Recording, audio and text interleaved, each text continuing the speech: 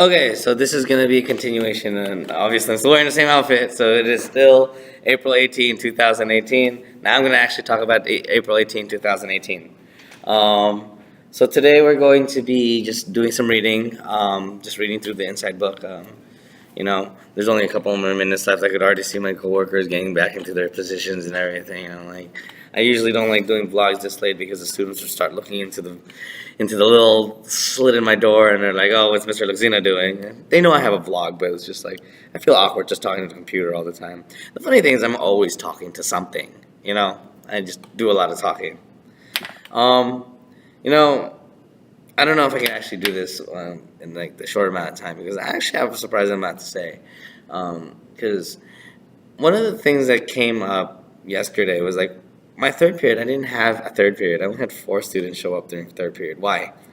Because there was this big intervention that was going on in the cafeteria for all the students who have had such horrendous tardies. And I'm talking about like 40, 50, 60 tardies, or even like 120 absences or something, right? And that's like crazy.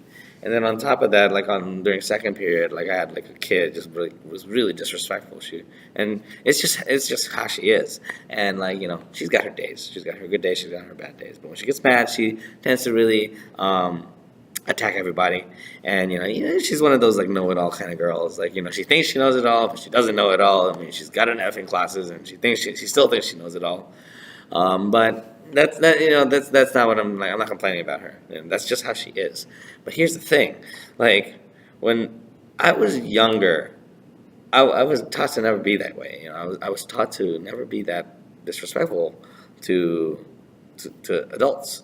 I was never taught to always be so tardy. Mind you, I was the kind of kid that was always I was a victim of peer pressure too. I'd have to go through peer pressure as well. Um, but I was never tardy. I was never late. I got into trouble. I got into detentions for saying some dumb things. Like there was this one time in my junior year, I like walked into my classroom and said, "All right, guys, let's all touch butts," and then like I got detention for obvious reasons. But I was on time, and that's the thing. And that's like the thing. I don't under like and. I knew I was at fault for doing that. It was like a really dumb thing. And I talked to the teacher. I said sorry. I wasn't prompted to say sorry. I was just kind of caught up in the moment at that time. And like, I was respectful. I mean, I drove my parents nuts when I was young. I mean, who doesn't, right? And there were times like where I was very disrespectful too.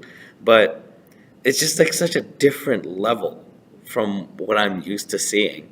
Like, I've been teaching Helms for like 3 years now, and I am used to it. Like, maybe for all I know, maybe I'm like just immune to it. But like, just the thought is still there. It's like, how can this all be happening? Like, and this is like the interesting thing about school. It's a microcosm of society. You'll always have like examples of the people you encounter in society when you're in school. And as a teacher, you tend to just, put them in those places. Like you will say, like, like what I said, like the very boisterous girl that speaks a lot. She could come off as like the leader. She's the one. She's a customer that will come in and be like, "Why can't you do X for me?" Or you'll get like I will put a 0 on your Yelp because you did this. On the other hand, you got the kids who are very quiet but always do their work. These are the people that we know in our society. Like they're the accountants and they get their work done. They're perfectionists and they do pretty well for themselves. And then like there's so many examples. Like I was helping like one of my students with math yesterday, and he was so willing. He's such a good kid. He's so willing to do it, right? But he can't do it. Why not? Because nobody's tutoring him at home. And then I was like, why can't you just go to tutoring at, here after school? And he's like, nobody wants to pick me up after school. That's like the kind of person in society where you're like, they want to do the work. They're hardworking. They might not make enough income, but the problem is they don't have the resources to help them get to where they want. And,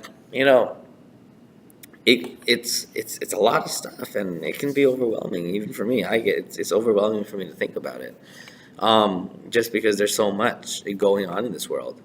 You know, like I said, though, this is a microcosm, and I'm in these microcosms, and so are my coworkers. We're all in these little microcosms every day, and it gets really challenging. You know, it's just because you're seeing the development of these kids developing into productive members of society, and you're gonna see where they'll fit in our society. You're gonna see, you can already kind of make a judgment call on where they're going to be, how they're going to be.